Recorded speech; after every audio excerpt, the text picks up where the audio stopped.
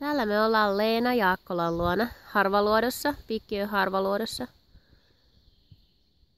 Ihana kun kuulee. Sade vaan ropisee ja linnut laulaa.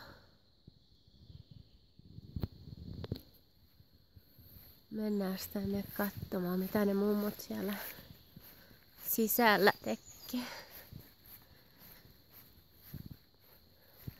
Kaikki on niin vihreätä.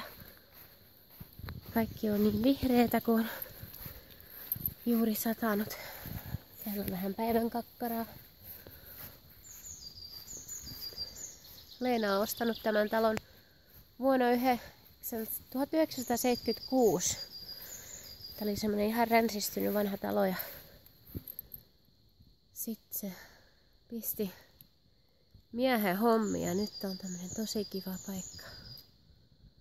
Valtavasti kukkasi. Mennään kurkkaan, mitä ne tekee. Täällä ne mummot on. Täällä on Leena ja sit siellä on Kennedy Rose. Sitten on vähän Irene mummoa siinä. Hyvää syntymäpäivää.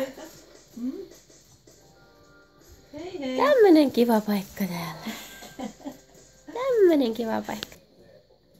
Tässä on Leenan tupakamari.